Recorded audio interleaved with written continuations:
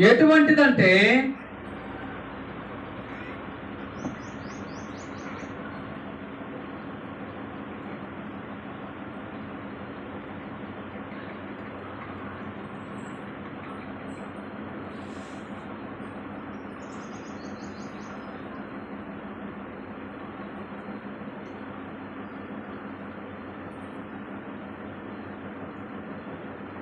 ఈ ఉపదేశము ఇంకా ఎటువంటిదంటే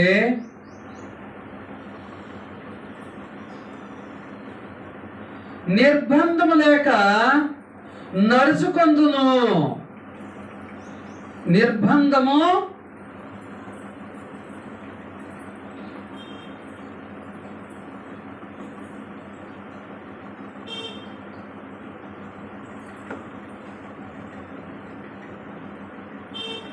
నిర్బంధము లేకుండా నడుచుకొనున్నట్లు ఈ వాక్యము మనకు సహాయపడుతుంది.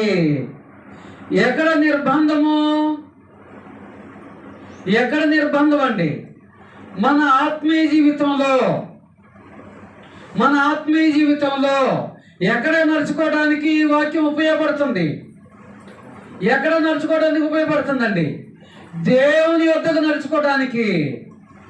దేవుని నుండి వచ్చింది కాబట్టి మళ్ళా దేవుని యొద్దకు నడుచుకోవడానికి ఈ వాక్యం అనేది మనకు ఉపయోగపడుతుంది. ఇంకోటి ఏంటంటే ఈ యొక్క వాక్యం అనేది మనం ఏ ప్రదేశానికి వెళ్ళినా కూడా ఈ వాక్యము మనం ప్రకటిస్తున్నప్పుడు ఎలాంటి నిర్బంధం లేకుండా చేస్తుంది. నిజంగా బైబిల్ టు బైబిల్ మనం మాట్లాడినప్పుడు మనకే నిర్బంధము ఉండదు. దానికి కొద్దిగా అటు ఇటుగా మాట్లాడితేనే సమస్యలు వస్తాయి. దానికి కొద్దిగా కుడికి కానీ ఎడమక కానీ తొలగి మాట్లాడితేనే మనకు సమస్యలు వస్తాయి. కాబట్టి ఇప్పుడు సహోదరి సోదరుడా, నిర్బంధము లేకుండా ఈ వాక్యము మనకు ఉపయోగపడుతుంది. మరొకటి ఏంటంటే ఈ వాక్యము నిర్బంధము లేకుండా దేవుని వద్దకు చేయటానికి ఉపయోగపడుతుంది. నిర్బంధం ఏంది? పాపం అనే నిర్బంధాన్ని ఈ వాక్యం వినుట ద్వారా మనం ఏం చేసుకున్నాం అండి? ఆ పాపం అనే నిర్బంధాన్ని ఏం చేసుకున్నాం? కడుగుకున్నాము. అంటే కడుక్కున్న మనం కాదు, కడిగింది ఆయన. అవునా? నమ్ముతారా? కాబట్టి సహోదరి సోదరులారా, పాపం అనే నిర్బంధాన్ని ఈ వాక్యము, ఈ ఉపదేశము లేకుండా చేసింది. డైరెక్ట్గా పరలోకం చేరటానికి ఇది ఒక వారధిలాగా, ఒక బ్రిడ్జ్ లాగా మనకు ఉపయోగపడుతుంది. వాస్తవం కదా? ఈ భూమి మీద దేవుని పేరు చెప్పుకొని ఆస్తులను సంపాదిస్తే పరలోకాన్ని ఇస్తారా? బంగారాన్ని సంపాదిస్తే పరలోకాన్ని ఇస్తారా? లేదంటే ఈ వాక్య ప్రకారము మన జీవితంలో ప్రతి సంఘటన కూడా ఈ వాక్య ప్రకారం నడిస్తే దేవుడు మనకు పరలోకాన్ని ఇస్తారా? ఎప్పుడు దేవుడు మనకు పరలోకాన్ని ఇస్తారో వాక్య ప్రకారం మనం నడవగలిగినప్పుడే. అది ఎప్పుడెప్పుడు నడవాలి? మనకు అనుకూలమైన సమయంలో, దేవుడు మనకు అంతా మేలు చేసినప్పుడు. అవునా? మన కుటుంబంలో అంతా సంతోషంగా ఉన్నప్పుడు. చాలా మంది అలాగే ఉంటున్నారు. కాబట్టి ఎల్లప్పుడూ కూడా మనకు నిర్బంధం లేకుండా చేస్తుంది. నిర్బంధంగా మనం ఫీల్ అవుతున్నాం అంతే. కానీ వాక్యం అయితే ఎప్పుడూ కూడా మనలను దేవుని యొద్దకు చేర్చడానికి ప్రయత్నం చేస్తూనే ఉంటుంది.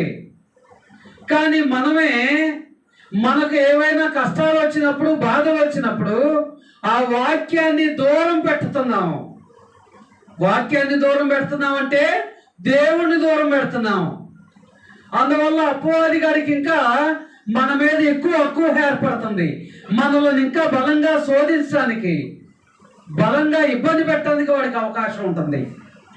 ఎప్పుడైతే మన హృదయంలో ఈ వాక్యానికి, ఉపదేశానికి చోటు ఉంటుందో ఆటోమేటిక్గా వాడు బలహీన పడిపోతాడు.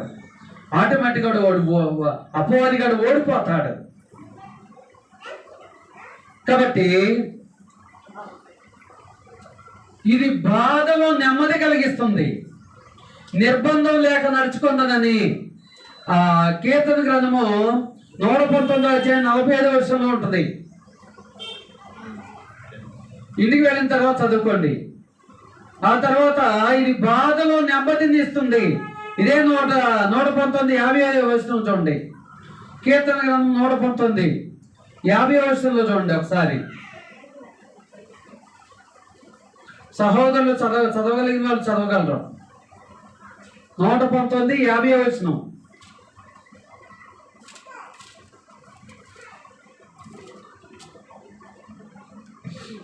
నీ వాక్యము నన్ను బ్రతికించి ఉన్నది, నా బాధలో ఇదే నాకు నెమ్మది కలిగించుచున్నది. అదేందండి, ఎవరైనా ఆహారం తింటే బ్రతుకుతారు, ఫ్రూట్స్ తింటే బ్రతుకుతారు, వాటర్ తాగితే బ్రతుకుతారు. వాక్యం ఎలా బ్రతికించిద్దండి? ఏ బ్రతుకుని గురించి మాట్లాడుతుంది ఈ వాక్యము, ఈ లేఖనము? ఆత్మ సంబంధంగా నీవు నేను దేవునితో సహవాసం కలిగి ఉంటున్నామే, ఆ బ్రతుకుని గురించి మాట్లాడుతుంది.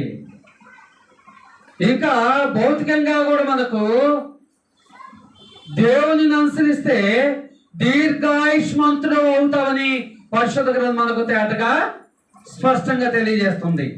కాబట్టి ఏమంటున్నాడు?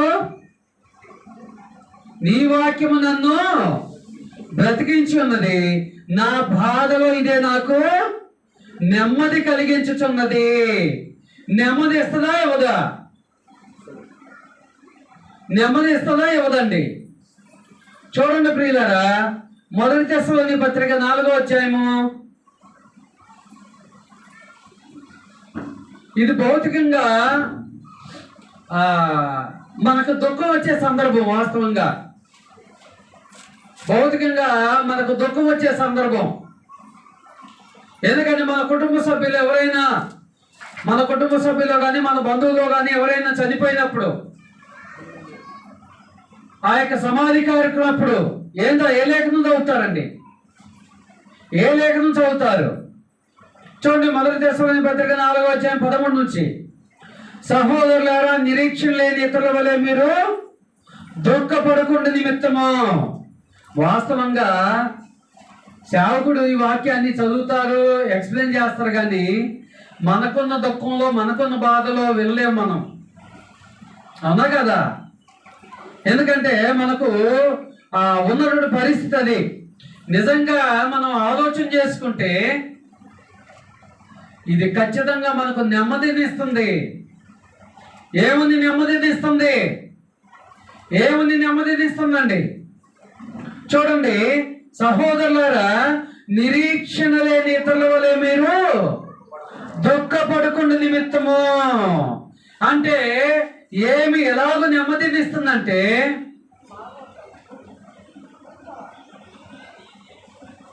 ఎలాగో నెమ్మదిని ఇస్తుందంటే, ఇదిగో చనిపోయిన వ్యక్తికి ఒక నిరీక్షణ ఉన్నది. ఏ నిరీక్షణ? ఆ వ్యక్తి గనుక మరణం వరకు దేవునికి నమ్మకంగా జీవిస్తే దేవుడు ఏమిస్తాడు? పరలోకాన్ని ఇస్తాడు. సో నువ్వు బాధపడిన అవసరం లేదు. అలాగని అసలు పూర్తిగా సంతోషించమని అయితే కాదు, అర్థమవుతుందండి? అలాగని నవ్వమంటారండి, చావు దగ్గర పోయాని అయితే కాదు. కానీ మనం ఏదైతే అయ్యో ఇక నా జీవితం అయిపోయిందే అని మనము దిగాలు పడిపోయి మనము వేరే స్థితిలోకి వెళ్ళిపోతాము, అలాగూ కాకుండా ఒక నిరీక్షణ ఇస్తున్నట్ట ఇది బాధలో. ఏమిస్తుంది? ఒక నిరీక్షణ ఇస్తుంది. చూడండి, దేవుని వాక్యం ఏం తెలియజేస్తుంది? ఆనాడు అపోస్తలులు పౌలు శీలలో వారు ఆ యొక్క చెరసాల్లో ఉన్నప్పుడు ఏం చేశారు? పాటలు పాడారు. అంటే పాటలు అంటే దేవుని వాక్యము. అవునా కదా? నీకు దుఃఖము కలిగిందా, పరిశుద్ధ గ్రంథం చదువు. నీకు సంతోషం కలిగిందా, పరిశుద్ధ గ్రంథం చదువు. దుఃఖం కలిగినప్పుడు పరిశుద్ధ గ్రంథాన్ని చదవటం వల్ల మనకేం కలుగుతుంది? ఆదరణ కలుగుతుంది, ఒక భరోసా, ఒక నెమ్మది. ఎందుకంటే మనం బాధల్లో ఉన్నప్పుడు మన బంధువులు కానీ, స్నేహితులు కానీ, మన ఆత్మీయులు కానీ వచ్చి మన భుజం తట్టి పర్లేదు నేనున్నా అని వాళ్ళు అన్నప్పుడు మనకు ఎంతైతే భరోసా కలుగుతుందో అంతకంటే ఎక్కువ భరోసా దేవుడు ఈ వాక్యం ద్వారా నీకు ఇవ్వాలని ఆయన కొన్ని లక్షల కోట్ల సంవత్సరాల కంటే ముందుగానే సిద్ధపరిచినాడు ఈ వాక్యాన్ని. ప్రియ దేవుని పిల్లారా, మరి దీని ద్వారా మనం ఆదరణ పొందగలుగుతున్నామా? దీని ద్వారా నెమ్మది పొందగలుగుతున్నామా? నిజంగా ఆ సమాధి కార్యక్రమం అప్పుడు అందరూ కూడా క్రైస్తవులే, కానీ ఎలాగూ అంటే వాక్యమును కూడా గ్రహించలేని స్థితిలో ఉంటారు అప్పుడు. అంటే ఆ సిచ్యువేషన్ అప్పుడు మీరైనా నేనైనా అంతే. కానీ మనకు ఒక ఆదరణ దేవుడు దయచేస్తూ ఉన్నాడంట.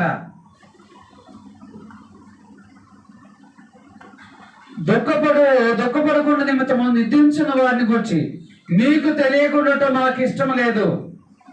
మీకు తెలియకుండా మాకు ఇష్టం లేదు. మాకు ఇష్టం లేదంటే అపోస్తులు మాట్లాడుతున్నారు. ఎక్కడ? తెస్సలోనికలో ఉన్నటువంటి క్రీస్తు సంఘంలోటి విశ్వాసంతో మాట్లాడుతున్నారు. ఏమని ఎలాగ భరోసా ఇస్తున్నారో తెలుసా? ఎలాగ నెమ్మదిస్తున్నారో తెలుసా? ఎలాగ నిరీక్షణ ఉందని చెప్తున్నారో తెలుసా? యేసు మృతి పొంది తిరిగి లేచినని మనము నమ్మిన ఎడల అదే ప్రకారము యేసునందు నిద్రించిన వారిని దేవుడు ఆయనతో కూడా, యేసునందు నిద్రించడం అంటే ఏంటంటే ఈవేళ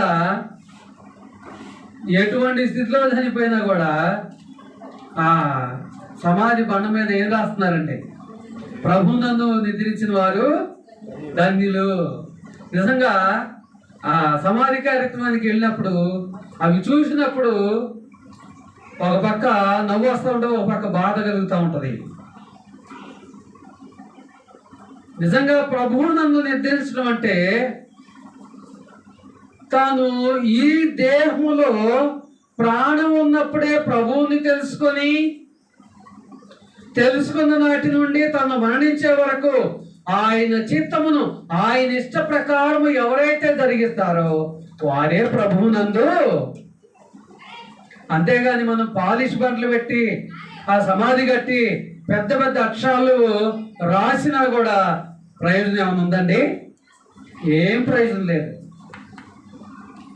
ఇంకోటి ఏంటంటే వాళ్ళు చనిపోయే నాటి వరకు కూడా వాళ్ళు దేవునికి ఎంతో నమ్మకస్తులుగా ఉన్నారండి, కానీ వాళ్ళకి సత్యం తెలియదన్నా కూడా ప్రయోజనం లేదండి. అదా కదా? అంటే ప్రతిదీ కూడా ఆయన కోరుకున్నట్టే చేయాలి. దేవుడు కోరుకునేది అదేనా? దేవుడు ఆశించేది అదేనా? కాబట్టి ఏం నిరీక్షణ ఇస్తుంది? యేసుక్రీస్తు ప్రభు ఆయన మృతి పొంది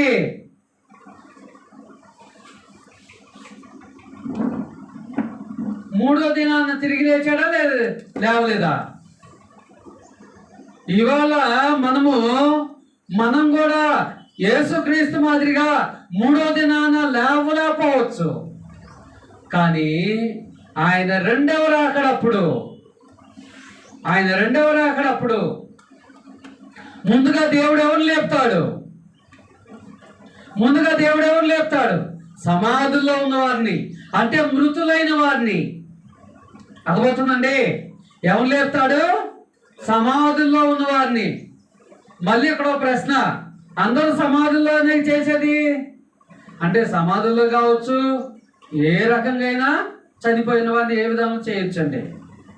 కానీ ఏ విధానంలో చేసినా కూడా ఎవరైతే ఆయన యందు మళ్ళా ఇంత ముందు చెప్పుకున్న రీతిగానే మన వరకు నమ్మకంగా జీవించిన వారిని ఆయన లేపుతాడు, సమాధిలో ఉన్న వాళ్ళని. అయితే ఎలాగండి? మీరే చెప్తా ఉంటారు కదా అప్పుడప్పుడు, సమాధి చేయబడినటువంటి కొన్నాళ్ళకే ఈ శరీరము మట్టిలో కలిసిపోతానంటే ఆయన ఏ శరీరంతో లేపుతాడనేది ఆయన నిర్ణయంలో ఉంది. అర్థమవుతుందండి? ఎంత మట్టుకు ఒక్కరిని కూడా లేపలేదు, ఎందుకంటే రెండవ రాకడ ఇంకా రాలేదు కాబట్టి. అర్థమవుతుందండి? అది ఆయన నిర్ణయంలో ఉంది. మనం ఇదిగో ఎలాంటి శరీరంతో లేపుతాడు, ఎలాంటి శరీరంతో లేపుతాడని ఆధారం చూపించడానికి చెప్పడానికి ఆధారం ఏమి కూడా లేదు. లేపుతానన్నాడు, దానికి బలమైన ఆధారాన్ని ఇచ్చాడు. బలమైన ఆధారం ఎవరు? యేసుక్రీస్తు ప్రభు. ఇక అంతకంటే మనకు ఆధారం కావాలా? అవసరం లేదు.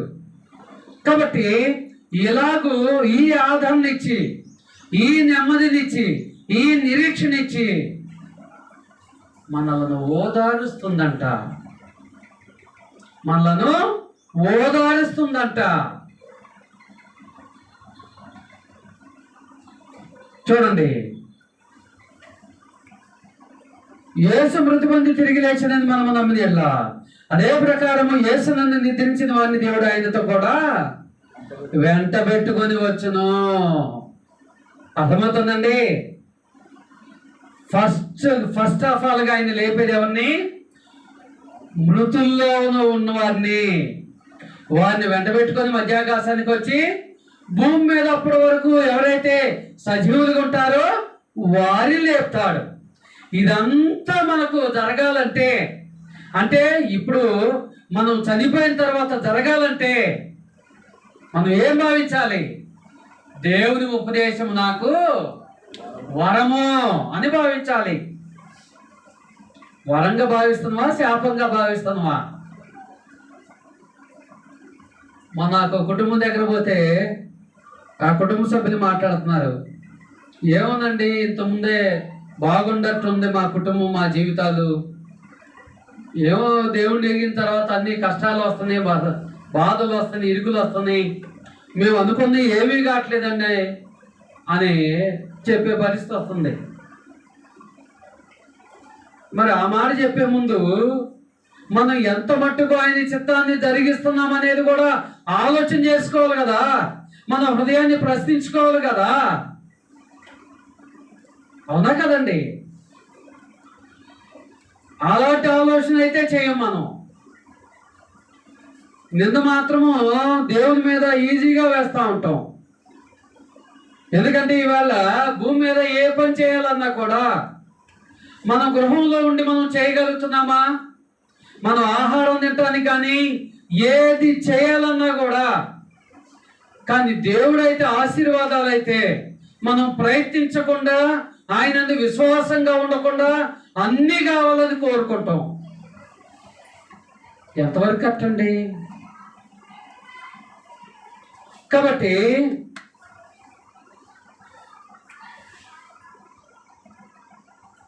మేము ప్రభువు మాటను బట్టి మీతో చెప్పదేమనగా, ప్రభువు రాకడ వరకు సజీవులమై నిలిచి ఉండి మనము నిద్రించిన వారి కంటే ముందుగా ఆయన సన్నిధి చేరము. ఎవరు చేరంట? సజీవులుగా ఉన్నవారు ముందుగా ఆయన సన్నిధికి చేరరు, మృతులే చేరతారు.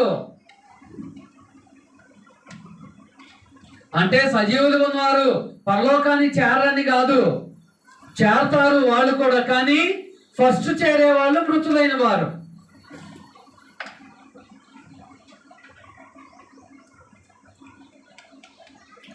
ఆర్భాటముతోనూ ప్రధాన దూత శబ్దంతోనూ దేవుని బోరుతోనూ పరలోకము నుండి ప్రభు దిగి వచ్చును. క్రీస్తు నందుండి మృతులైన వారు మొదట లేతరు. క్రీస్తు నందుందంటే మొన్నొక సందర్భం వచ్చినప్పుడు, ఈవేళ యేసు క్రీస్తు కట్టిన సంఘము భూమి మీద ఒకటే ఉన్నది. మనుషులు కట్టిన సంఘాలు దాదాపుగా 70,000 పైచిలుక ఉన్నాయి భూమి మీద. మనుషులు కట్టిన సంఘాలు వాళ్ళ ఇష్టం వచ్చిన పేర్లు పెట్టుకొని ఇష్టం వచ్చినట్టుగా దేవుణ్ణి గణపరుస్తూ ఉంటారు. కానీ క్రీస్తు నందు అంటే ఖచ్చితంగా క్రీస్తు కట్టిన సంఘంలోనే ఉండాలి. ఆయన చెప్పిన ప్రతి ఆజ్ఞను ద్వితీయోపదేశకాండం 6:20 ప్రకారము దేవుని యొక్క సమస్తమైన ఆజ్ఞల్లో కట్టడంలో గైకొని వాటి గైకొనితే నీతి అని అంటున్నాడు. కాబట్టి క్రీస్తు నందుండి మృతులైన వారే లేపబడతారు. మొదటి లేతుడు ఆ మీదట సజీవమై నిలిచిండు. మనము వారితో కూడా ఏకముగా ప్రభువును ఎదుర్కొనుటకు ఆకాశ మండలమునకు మేఘం మీద కొనుకోబడదుము కాగా మనము సదాకాలము ప్రభుతో కూడా ఉందుము. కాబట్టి మీరు ఈ మాటల చేత ఒకరినొకడు ఆదరించుకొనడి. ఇది సమాధి కార్యక్రమంలో మనం నేర్చుకోవాల్సింది. అర్థమవుతుందండి? ఒకరినొకడు ఏం చేసుకోవాలంట? ఆదరించుకోవాలంట. ఏమని ఆదరించుకోవాలి? నేను కోల్పోయిన నా బంధువులను, నా కుటుంబ సభ్యులను, నా స్నేహితులను మరలా నేను ఎక్కడ కలుసుకుంటాను? పరలోకంలో కలుసుకుంటాను అని మనము ఆదరించుకోవాలంట. సరే, దేవుణ్ణి ఎరగని స్థితిలో ఉన్నవారంటే ఈ మాటలు చెప్పినా కూడా వాళ్ళకి అర్థం కాదు, మరి ముఖ్యంగా ఆ సమయంలో. కానీ దేవుణ్ణి ఎరిగినటువంటి స్థితిలో ఉన్న మనం కూడా చాలా మంది వాళ్ళ కుటుంబ సభ్యులు చనిపోయినప్పుడు వాళ్ళు ఎంతో విశ్వాసం ఉంటారు.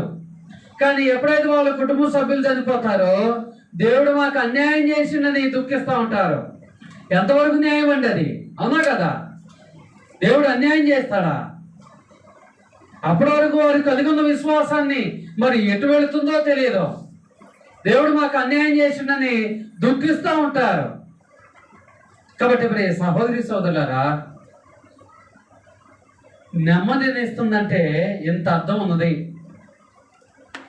అది సమాధి కార్యక్రమంలోనే కావచ్చు, మన కుటుంబంలో సమస్యలు వచ్చినప్పుడు ఆ బాధ నుండి నెమ్మదిని కావచ్చు, ఆర్థిక సమస్యలేని కావచ్చు, ఏ సమస్య వచ్చినా కూడా మనకు నెమ్మదిని దయచేస్తుంది, ఓర్పును దయచేస్తుంది, ఆదరణ దయచేస్తుంది. ఏంటిది? బంగారమా డబ్బండి? దేవుని వాక్యము. ఇంకా శత్రువులకు మించిన జ్ఞానాన్ని ఇస్తుందంట ఈ వాక్యము. ఎవరికి ఇచ్చిందా? ఇవ్వలేదా? ఎక్కడ? ఏ సందర్భంలో? దావీదు గొలియాతు గురించి తెలుసు కదా. దావీదు ఎవరు? చిన్న పిల్లవాడు.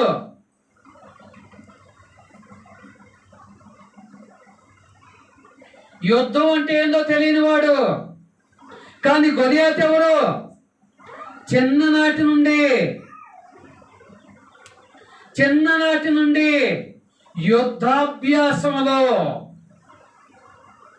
యుద్ధాభ్యాసంలో చాలా ప్రావీణ్యతను సంపాదించుకున్నాడు. చాలా అనుభవం ఉన్నది, చాలా జ్ఞానం ఉన్నది గొలియాతుకు. బలం ఉన్నది, ఆయుధాలు ఉన్నవి. ఆ ప్రదేశము గొలియాతు సమూహానికి సంబంధించింది అయి ఉన్నది. వాడు దావీదు వెళ్ళిన ప్రదేశము కూడా ఫిలిష్తీయులకు సంబంధించింది అయి ఉన్నది. ఒంటరిగా వెళ్ళాడు, ఒక్కడిగా వెళ్ళాడు, ఆయుధాలు ఏమి లేవు. కానీ గొలియాతుకు మించిన జ్ఞానాన్ని దేవుడు ఇచ్చాడేమో లేదా? అదే రీతిగా ఆ యొక్క ఎలుగుబంటితో పోరాడేటప్పుడు, సింహంతో పోరాడేటప్పుడు సంసోను కూడా ఇచ్చాడేమో లేదా? దానియేలు కూడా సింహాల బోన్లో వేసినప్పుడు ఆ సింహాల కంటే, క్రూర మృగాల కంటే జ్ఞానాన్ని ఇచ్చిండేమో లేదా? ఇన్ని సందర్భాలు ఉన్నాయి. ఈనాడు మన శత్రువు అయినటువంటి అపవాదిగాడు ఎవరి ద్వారా మన మీదకి వచ్చినా సరే, మనము గనుక దేవుని ఉపదేశము అనగా దేవుని వాక్యము నాకు వరము అని నిజంగా మనం భావిస్తే, మన హృదయంలో ఆ మాటను ఎల్లప్పుడూ జ్ఞాపకం ఉంచుకుంటే, ఆ మాట ప్రకారం మనం జీవించగలిగితే, అపవాదిగాడు ఏ రూపంలో మన మీదకి వచ్చినా కూడా వాడు మనల్ని ఏమీ చేయలేడు. అవునా? నమ్ముతారా? నమ్ముతారా నమ్మరా? ఖచ్చితంగా నమ్మి తీరవలసిందే. కాబట్టి ఇప్పుడు దేవుని పిల్లరా, దావీదు చిన్న పిల్లవాడు, సౌలు రాజు, ఇజ్రాయేల్ రాజు. అయ్యా నేను దావీదు మీద వెళుతానన్నప్పుడు నవ్వాడు. నువ్వు చిన్న పిల్లోడివే. ఆ గొలియాత్ అనేవాడు చిన్ననాటి నుండి యుద్ధాభ్యాసంలో ప్రావీణ్యతను సంపాదించుకున్నాడు అని అన్నప్పుడు దావీదు ఏమన్నాడు తెలుసా? అయినా సరే నేను వెళ్తానన్నాడు. ఇంకా తన మాటల ద్వారా విశ్వాసాన్ని బయలుపరుచుకున్నాడు. యుద్ధము యెహోవాదే, నా పక్షాన నా దేవుడైన యెహోవా గొలియాతుతో యుద్ధం చేస్తాడని చెప్పాడు. 3 వడిసలతోనే పడిపోయాడు. అవునా? తన కత్తితోనే తన తలను నరికి తీసుకొచ్చాడు సౌలు దగ్గరకు. కాబట్టి ప్రియ సహోదరి సోదరుడా, ఈ వాక్యం అనేది శత్రువుకు మించిన జ్ఞానాన్ని నీకిస్తుంది. ఇదే కీర్తన గ్రంథము 119 అధ్యాయం 104 వచనంలో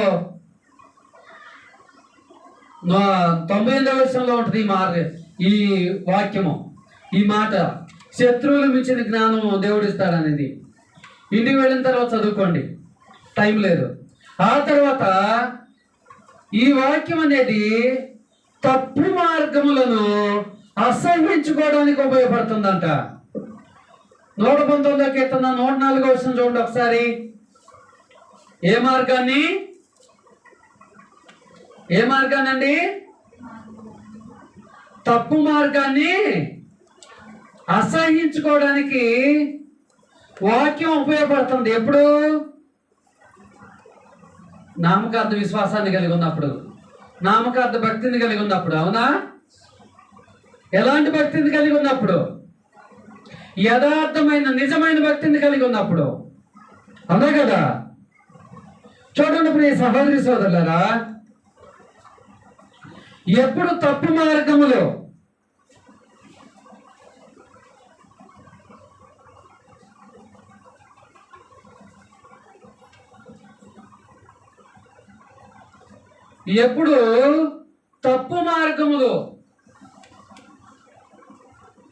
మనకు అసహ్యంగా కనపడతాయి.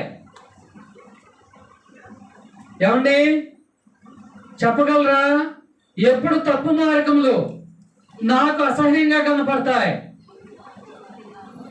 దేవుని వాక్యము నా హృదయములో నిండి ఉన్నప్పుడు. అవునా? ఎల్లప్పుడూ స్థిరంగా ఉన్నప్పుడు,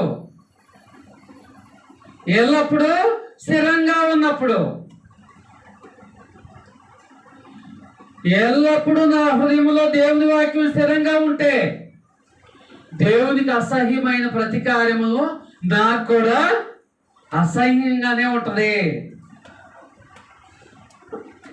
కొంతమంది దేవుని చిత్తాన్ని జరిగించడానికి వస్తూ ఉన్నప్పుడు వాళ్ళు సినిమా థియేటర్ వైపు చూసినప్పుడు, అయ్యో చాలా మంచి సినిమా రిలీజ్ అయింది, ఆ సినిమా థియేటర్లో నేను లేకుండా పోయానే అనే బాధ మనం కలిగినప్పుడు, నిజంగా దేవుని వాక్యము నా హృదయంలో ఉన్నట్ట, దేవుని ఉపదేశము నాకు వరంగా నేను భావిస్తున్నట్ట. ఎవరైనా ఆ యొక్క బార్ షాప్ లో కూర్చున్నప్పుడు మన ఫ్రెండ్స్, అయ్యో నేను అక్కడ కూర్చోలేకపోయానే, అంతటి ఆహ్లాదకరమైనటువంటి వాతావరణంలో నేను ఉండలేకపోయానే అని నాకు అనిపించినప్పుడు, నిజంగా నా హృదయంలో దేవుని వాక్యము నింపబడి ఉన్నట్ట, నిండుకొని ఉన్నట్ట. ఎవరైనా ఏందమ్మా మీరు క్రైస్తవులుగా జీవిస్తున్నారు కదా, ఇదిగో ఈ విధానంలోంచి ఆ విధానంలో వెళ్ళారు కదా, ఇంకా ఏది మీ కుటుంబంలో సమస్యలు ఇంకా అలాగే ఉంటున్నాయి అన్నప్పుడు, నిజమేనమ్మా దేవుడు మాకు మేలు చేయట్లేదు అన్నప్పుడు, దేవుని ఉపదేశం నాకు వరంగా నేను భావించినట్ట. ఎప్పుడు భావించినప్పుడు? ఖచ్చితంగా నేను అనుసరించే దేవుడు నా సమస్యను తీర్చగలడు, ఆ సామర్థ్యం ఉన్నది. ఇదిగో ఫలాని దావీదు టైంలో తీర్చాడు, ఫలాని సంసోను టైంలో తీర్చాడు, అని మనం చెప్పగలిగినప్పుడే నా హృదయంలో ఆయన వాక్యము నింపబడి ఉన్నట్టు. అవునా కదా? గృహదర్శనాలు పోయినప్పుడు కొంతమంది సహోదరులు అంటూ ఉంటారు, బ్రదరు నిజంగా అది ఎంత బాగుంది, కానీ ఇప్పుడు మనం దానిలో పాల్గొనే అవకాశం లేదు కదా అంటారు. నిజంగా అలాగ అన్నప్పుడు అంటే వాళ్ళ హృదయంలో దేవుని వాక్యం నింపడి ఉన్నదనా లేదని అర్థము. అంటే మనం ఎలాగ భావించాలంటే, అలాంటి సంఘటనలు మన కళ్ళతో చూసినప్పుడు, దేవా మీకు కృతజ్ఞతాస్తుతులు చెల్లిస్తున్నానయ్యా, ఇటువంటి పాపపు స్థితిలో నేను ప్రత్యక్షంగా పాల్గొనకుండా, దానిలో ఇన్వాల్వ్ అవ్వకుండా నన్ను దూరపరిచావయ్యా అని కృతజ్ఞత చెల్లించాము ఎప్పుడైనా? ఆ థియేటర్ వైపు చూసినప్పుడు కానీ, మన స్నేహితులు బార్ షాప్లో ఉన్నప్పుడు కానీ, లేదంటే వేరు వేరు ప్రదేశాలు ఉన్నప్పుడు కానీ, అవునా కదా? సిట్టింగ్ చేస్తూ ఉంటారు నైట్ పూట, ఎక్కడ ఊరి చివరిలో. ఆ సిట్టింగ్ చూసినప్పుడు అర్థమవుతుందండి. మన ఫ్రెండ్స్ అంటారు, ఎరా ఒకప్పుడు నువ్వు ఈ స్థితిలో ఉన్నావు కదా, ఇప్పుడు కూడా రావచ్చు అన్నప్పుడు, నిజమే, కానీ ఏం చేస్తావు, చర్చికి పోతున్నాం కాబట్టి రాలేకపోతున్నాం అని వాళ్ళతో బాధగా చెప్తే దేవుని వాక్యం నా హృదయంలో ఉన్నట్ట. ఎరా నాయన, నువ్వు తాత్కాలికంగా సంతోషాన్ని పొందొచ్చు దాని ద్వారా, కానీ నాకు భూమి మీద సంతోషము, భూమి దాటిపోయిన తర్వాత కొన్ని కోట్ల సంవత్సరాలు నా దేవుడు సంతోషాన్ని ఇస్తానన్నాడు. నువ్వు దీని ద్వారా పొందే సంతోషము చాలా అల్పమైనది. మళ్ళా దీని ద్వారా అవమానం వస్తుంది, హేళన వస్తుంది, కష్టాలు వస్తాయి అని నువ్వు చెప్పగలిగినప్పుడే దేవుని వాక్యము నా హృదయంలో నింపడినప్పుడు ఈ భావన ఎప్పుడు కలుగుతుందంటే, దేవుడు అసహించుకున్న కార్యాలు నేను కూడా అసహించుకోవాలంటే నా హృదయంలో దేవుని వాక్యము పూర్తి స్థాయిలో నింపబడాలి. అవునా? మరి ఒకసారి మనం ఆత్మ పరిశీలన చేసుకుందాం. మన హృదయమే చేయి వేసుకొని మనల్ని మనం ప్రశ్నించుకుందాం. నిజంగా దేవుని వాక్యము ఎంతమంది, సరే మిగతా వారాలు అంటే మనం రాలేకపోతూ వింటలేదు, కానీ ఆదివారం విన్న వాక్యమైనా మరలా ఆదివారం దేవుని సన్నిధికి వచ్చే వరకు మనలను అసహించుకునే కార్యాల పట్ల అసహించుకున్నట్లుగా ఎంతమంది హృదయాల్లో దేవుని వాక్యం స్టోర్ చేసుకుంటున్నారండి? ఏమండి, స్టోర్ చేసుకుంటున్నారు. అదేందండి, అదేమన్నా వాక్యం ఏమన్నా నా నా నా మైండ్కి ఏమన్నా తీయగా ఉంటుందా, సంతోషాన్ని కలిగించిద్దా? ఎప్పుడు ఖండిస్తూనే ఉంటుంది ఈ వాక్యము. అవునా? ఎప్పుడు నన్ను దిద్దుతానే ఉంటుంది. నేను ఎలాగో దాన్ని స్టోర్ చేసుకోగలనంటారా? అపోస్తులు అలాగే స్టోర్ చేసుకున్నారు, ఆదిమ క్రైస్తవులు అలాగే స్టోర్ చేసుకున్నారు. కాబట్టి ప్రియ దేవుని పిల్లారా, ఆదివారం విన్న వాక్యము ఆదివారం వరకు మనల్ని నడిపించాలంటే ఈ అర్ధగంట కానీ ఈ పుంపావు గంట కానీ మనం ఎలాగే వినాలి? వాక్యాన్ని శ్రద్ధగా వినాలి. ఇంటికి పోయిన తర్వాత బైబిల్ మళ్ళీ ఆదివారం వచ్చేటప్పుడే బూజు కానీ దుమ్ము కానీ శుభ్రంగా తుడుచుకొని రావాలి. అంతేనా? అప్పుడే మన హృదయంలో వాక్యము, బ్రదర్ పలాని లేఖనం చదవమన్నారే, అక్కడ నేను చదవలేకపోయాని, అసలు నిజంగా ఆయన ఆ లేఖనాన్ని నిజంగా ఉన్నట్టు చెప్పాడా, లేదు చెప్పాడా, ఏదైనా కల్పించుకొని చెప్పాడా అని చదువుదాము, పరిశీలన చేద్దాము అని అన్నవాళ్ళు ఎవరైనా ఉంటున్నారా? ప్రశ్న అడిగే వాళ్ళు ఎవరైనా ఉంటున్నారా? ఇదిగో మీరు ఈ లేఖనాన్ని చెప్పారు, నాకు ఇది అర్థం కాలేదు, ఇది ఎలాగని ఒక్కడు కూడా ప్రశ్నించట్లే. ఫోన్ చేసి ప్రశ్నించలేదు, ప్రత్యక్షంగా వచ్చినప్పుడు ప్రశ్నించట్లే. అంటే అది అర్థమవుతుందా? అర్థం కావట్లేదు. కాబట్టి దేవుని వాక్యము నా హృదయంలో పూర్తి స్థాయిలో నింపబడితేనే దేవునికి చెడు కార్యాలన్నీ కూడా నాకు కూడా చెడు కార్యాలుగా నేను భావించగలను. ఇంకా మనం గమనిస్తే అపోస్తుల కార్యములు 15వ అధ్యాయము 30-31 వచనాల ద్వారా, అపోస్తుల కార్యములు 15వ అధ్యాయము 30-31 వచనాల ద్వారా చూడండి. ఒకసారి చదవగలిగిన సహోదరులు చదవగలరు. చదువుకున్న వారు ఎవరైనా ఉంటే చదివి సహాయం చేయగలరు.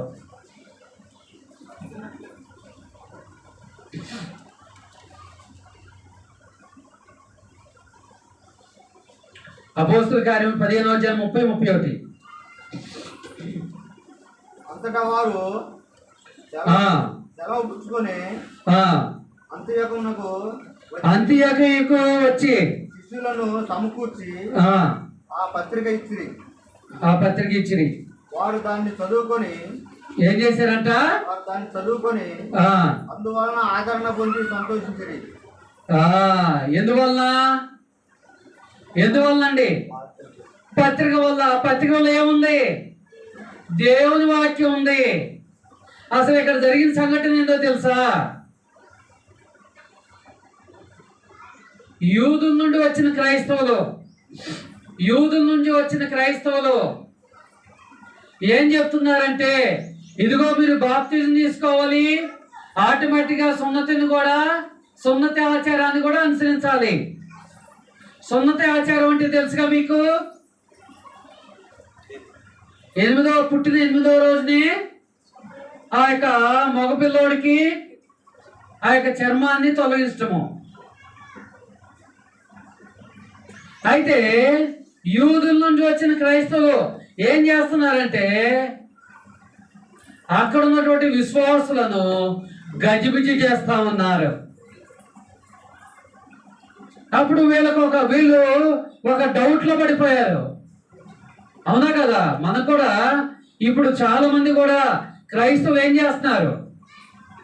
మన ప్రక్కనే ఉంది బల్స్పాడులో ఒక 6 సంవత్సరాల క్రితమో ఏమో ఒక వివాహానికి వెళ్ళినప్పుడు పూర్తిగా అందరూ క్రైస్తవులే, కానీ అనుసరించేది మొత్తం కూడా అన్యాచారాలే. అదేంటి మా ఊరు కట్టుబాట్లు ఇవ్వంటున్నారు. ఈవేళ చాలా మంది సేవకులు కూడా ఆ వివాహం సమయంలో ఇదిగో ఇన్ని నలుగులు వేయాలని కష్టంగా చెప్తారు, ఇదిగో ఊరు పెద్ద వేయాలని కష్టంగా చెప్తారు. అంటే అవి పాటించాలి, ఇవి పాటించాలి. అంతా అయిపోయిన తర్వాత అబ్రహదబ్ర అన్నట్టు ప్రార్థన చేస్తారు. ఒక మాటలు అయిపోద్ది, ఇక దేవుడు ఆశీర్వదిస్తాడు అన్నట్టుగా. మరి శనివారం పెళ్లి పెట్టుకోకూడదు అన్నప్పుడు గద్దించరు, మంగళవారం మంచిది కాదుగా పెళ్లి పెట్టుకోవద్దు అన్నప్పుడు గద్దించరు, శనివారం ఇటు పోకూడదు అన్నప్పుడు గద్దించరు. ఇవన్నీ విషయాల్లో మౌనంగా ఉంటారు. ఎందుకంటే వాళ్ళు ఇవ్వరు కదా, ప్రతిదాన్ని గద్దించుకుంటూ వెళ్తే. అదో కోణం. అంటే రెండో కోణం ఏంటంటే, అసలుకి పరిశుద్ధ గ్రంథం ఏం చెప్తుందో తెలియదు. ఎందుకంటే తల్ఫీదై వాక్యాన్ని బోధిస్తే పరిశుద్ధ గ్రంథం ఏ విషయంలో ఏం చెప్తుందో అర్థమైంది, కర్రకండిగా బోధించగలము. ఆనాడు ఆ ఇకోనియా ప్రాంతంలో ఆ ప్రాంతాల్లో లొసర్లో ఉన్నటి ఆ విశ్వాసుల్ని ఏం చేస్తున్నారంటే, ఇదిగో మీరు బాప్తిజము పొంది క్రొత్త నిబంధన ప్రకారం మీరు దేవుని ఆజ్ఞలు పాటించాలి, సొంతతి ప్రకారం నడుచుకోవాలి, దేవుణ్ణి ఆజ్ఞలు పాటించాలి, రెండింటిని పాటించాలని చెప్తా ఉన్నారు. ఇప్పుడు కూడా సేమ్ మనం కూడా ఎలా పాటిస్తున్నామో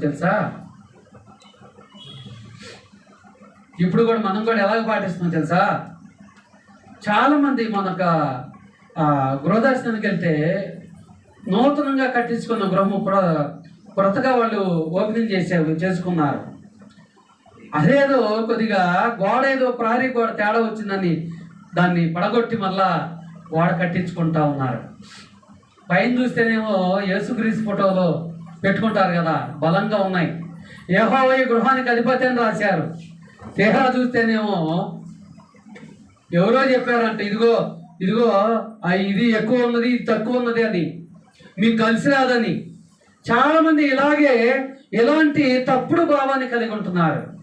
క్రైస్తవులయ్యుండి కూడా చాలా మంది కూడా రెంట్కి వచ్చేటప్పుడు మాకు ఇల్లు కలిసి రాలేదండి అని చెప్తా ఉంటారు. అదేందో ఆశ్చర్యం వేస్తూ ఉంటుంది. మనం కష్టపడకుండా పని చేయకుండా ఏదైనా ఎలాగూ వస్తుందండి, ఎలా కలిసి వస్తుందండి, అవునా కదా? కాబట్టి ఏదైతే మనసులో ఆ భావాలు పేరుకుపోయి ఉన్నావో వాటిని వాక్యం అని దాన్ని ఏమంటారు, టబ్ క్లీనింగ్ అని రకరకాల క్లీనింగ్లు ఉన్నాయి కదా, అలాగూ మనం క్లీన్ చేసుకోవాలండి ఎప్పటికప్పుడు కూడా. వాషింగ్ మిషన్ వాడేవాళ్ళు వాళ్ళు వాటర్ ఉపయోగించే వాటర్ బట్టి టబ్ క్లీనింగ్ చేస్తూ ఉంటారు. అలాగే బ్రెయిన్ వాష్ అంటారు కదా. ఇప్పుడు ఎవరైనా కొద్దిగా మతిస్థిమితం కోల్పోయినప్పుడు మనం ఎక్కడ తీసిపోతాం, సైకాలజిస్ట్ దగ్గర తీసిపోతాం. ఇదిగో పలాని తప్పుడు నీవు ఇలాగున్నావు అని నీ జీవితం గురించి మొత్తం చెప్తాడు. అప్పుడు అలాగ బ్రెయిన్ వాష్ చేస్తాం. అలాగే మనం కూడా లోకాచారాలకు భిన్నంగా బ్రతకాలి. లోకాచారాలకు భిన్నంగా బ్రతకాలి. ఇంకోటి ఏంటంటే మొన్న ఒకసారి నవ్వు వచ్చింది. క్రైస్తవులు వాళ్ళ ఇంట్లో నుంచి బయటికి వెళ్ళేటప్పుడు వాళ్ళ భార్య వాళ్ళ అమ్మగారు ఎదురు వస్తూ ఉంది. ఏంటంటే ఎదురు వస్తే మంచిదంట. ఈ రకంగా ఒకప్పుడు మనందరం కూడా ఈ విధానాలు పాటించిన వాళ్ళమే, నాతో సహా. కానీ క్రీస్తుని ఎరిగిన తర్వాత వీటికి భిన్నంగా బ్రతకమని దేవుడు కోరుతుంటాం. అర్థమవుతుందండి?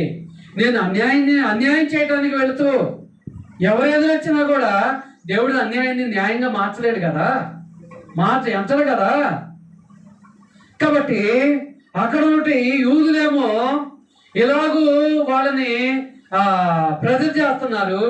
ఇక్కడ నుండి నామకార్థ ఆ యొక్క భక్తి గల వారేమో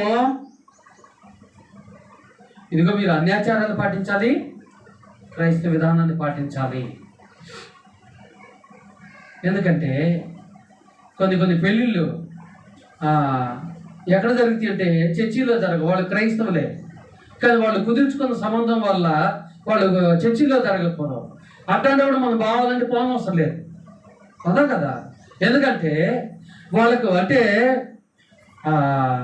వాళ్ళు ఎక్కడ వివాహం చేసుకోవాలని మినిమం సెన్స్ కూడా లేనప్పుడు మనం ఎందుకు వెళ్ళాలండి? అలాంటి వాళ్ళని ఎందుకు ప్రోత్సహించాలి? చేతనైతే ఖండించాలి, అవునా కదా. అంటే మనం ప్రతిదీ కూడా దేవుని ఉపదేశం నాకు వరమని మనం భావించినప్పుడు అలాగూ ఖండించగలము. చాలామంది క్రైస్తవులైన వారు క్రైస్తవులు కాని వారిని వివాహం చేసుకొని వారి కుటుంబాలు చిన్న భిన్నమైన పరిస్థితి చాలా కుటుంబాలు చూస్తున్నా. అయ్యగారు అప్పుడేదో మంచి కుటుంబం అని చెప్పారు, తర్వాత వాళ్ళు క్రైస్తవులకు వస్తారా అనుకున్నాం, మాతో పాటు చర్చికి వస్తారా అనుకున్నాం. కానీ ఇలాగ మా కుమారుడిని మా కుమార్తెని మళ్ళా వాళ్ళ వైపు మార్చుకుంటారు మేము అనుకోలేదు, కల్లో కూడా ఊహించుకోలేదని కానీ చెప్పి బాధపడిన వాళ్ళు చాలా మంది ఉన్నారు. కాబట్టి ప్రియ దేవుని పిల్లారా, అసలు ఏది నిజమో ఏది అబద్ధమో మనకు తెలియాలంటే దేవుని వాక్యం పట్ల మనకు కనీస జ్ఞానం కలిగి ఉండాలి, కనీస జ్ఞానం ఉండాలి.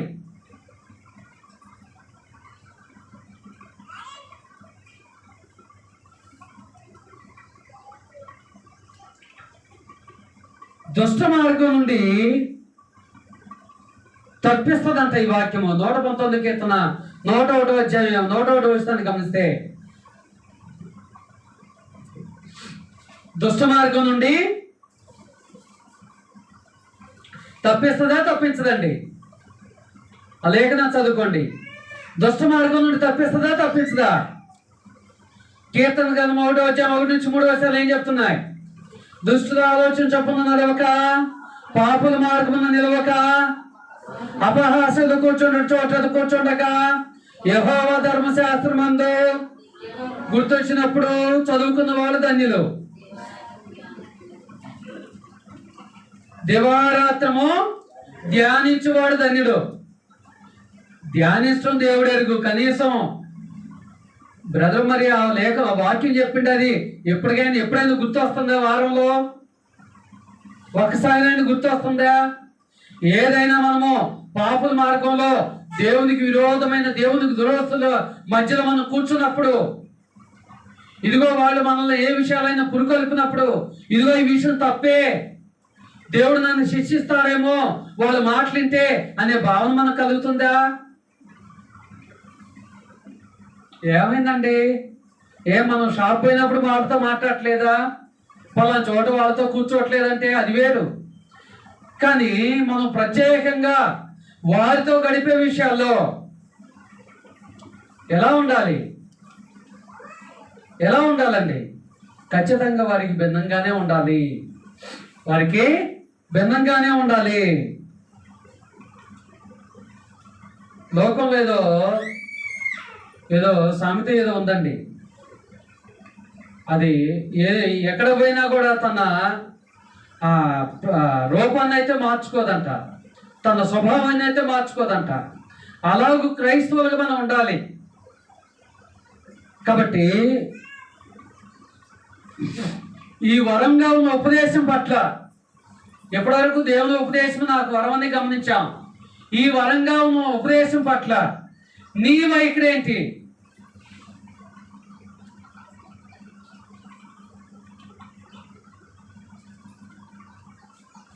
మన వైఖరి అవసరమా కాదా? దేవునికి మన వైఖరి అవసరమా కాదా?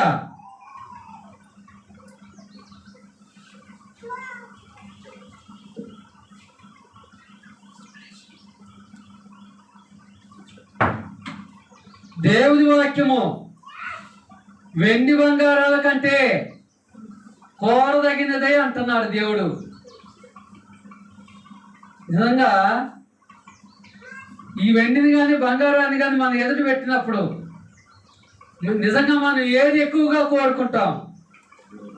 మనసులో భావం చెప్పండి. ఏమండి? చాలా థ్యాంక్స్. ఉన్న మనసులో ఉన్నది ఉన్నట్టు చెప్పారు, అవునా? కానీ దేవుడేమో వాక్యము కోరదగినది అంటున్నాడు.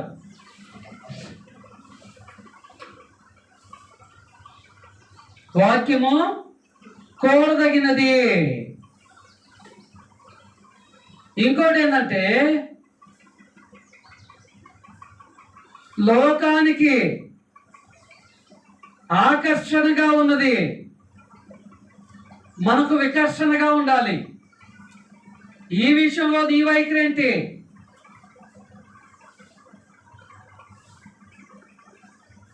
నీ పొరుగు వారిది ఏది ఆశించకూడదు. ఈ విషయంలో నీ వైఖరి ఏంటి?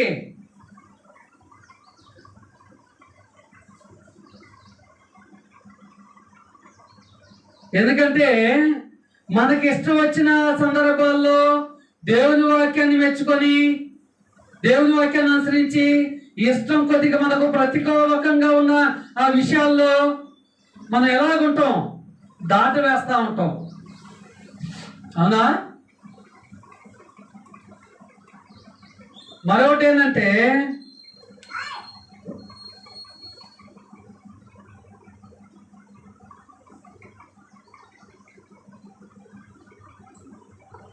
భార్యను ప్రేమించే విషయంలో భర్తలో ఉండాలి.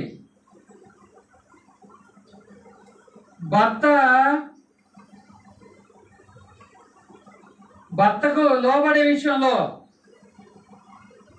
అంటే ఈ విషయాలన్నిట్లో కూడా మన వైఖరి ఎలా ఉంటుంది? దేవుని వైఖరి ఎలా ఉన్నది? మన వైఖరి ఎలా ఉన్నది? మొన్న అనుకోకుండా శుక్రవారం నైట్ ఒక గృహానికి వెళ్ళినప్పుడు వాళ్ళది బర్త్డే అని చెప్పారు, వెడ్డింగ్ డే అని చెప్పారు. ప్రార్థన చేయండి అయ్యగారు, కాసేపు ఉండండి అన్నారు. వాళ్ళు కుటుంబం మొత్తం కూడా మనం మార్చిలో తరవణపాలెంలో సువార్త గుడి పెట్టినప్పుడు అదే రోజు వాళ్ళ చర్చిలో ప్రార్థన ఉంటే మా అయ్యగారు మిగతా వారాల్లో చర్చికి రాకపోయినా నిలబెట్టి అడుగుతారు అయ్యగారు, అందుకోసమే మీ మీటింగ్ రాలేదని చెప్పారు. మరి అలాంటి వాళ్ళు బంగారాన్ని బాగా ధరించి, ఆ బంగారం ధరించడం తప్పు కాదు, దాన్ని కనిపించే రీతిగా వాళ్ళ సంభాషణ కూడా నిజంగా జబర్దస్త్ కామెడీ అంటారు, అలాగ ఉన్నది. మళ్ళీ అందరూ కూడా క్రైస్తవులే. మనం కూడా ఏదో దేవుని సన్నిధిలో ఉన్నప్పుడే అలాగుంటున్నావా, లేదంటే బయట ఉన్నప్పుడు కూడా? అంటే నేనేమంటున్నానంటే ప్రతిదీ కూడా దేవుని వైఖరి ఏంది, మన వైఖరి ఏంది అనేది ఆలోచన చేసుకోవాలి. ఈనాడు మనం బైబిల్నైనా ఎక్కడ పడితే అక్కడ పెడతాం, మర్చిపోతూ ఉంటాం. బంగారం అయితే ఏమండి, బంగారం అయితే ఎక్కడ పెడితే అక్కడ పెట్టగలమా? పెట్టగలమండి? నేనేది పెట్టలేను, ఎందుకంటే అది బంగారం కాబట్టి, విలువైంది కాబట్టి. మీరు సహోదరి సోదరులారా ఆలోచన చేసుకోవాలి. ఈ దేవుని ఉపదేశము నాకు వరము అనే విషయంలో దేవుని వైఖరి ఏంది అనేది స్పష్టంగా తెలియజేశాడు. మరి వినే నీ వైఖరి ఏంది? సత్యాన్ని ఎరిగినటువంటి వాణిగా, ఎరిగినటువంటి స్త్రీగా, పురుషుడిగా నీ వైఖరి ఏంటి, మన వైఖరి ఏంటి? ఆలోచన చేసుకుందామా? ఆలోచన చేసుకుందామా ప్రియ సహోదరి సోదరుడా? ప్రశ్నించుకుందామా?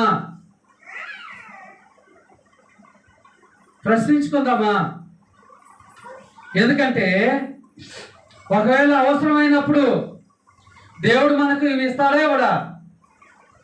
పోనీ వీటి వల్లనే మనం బ్రతకగలమా?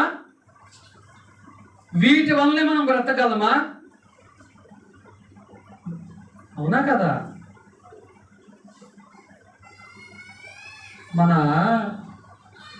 మన దగ్గర చాలా బంగారం ఉన్నది, మన దగ్గర చాలా ధనం ఉంది.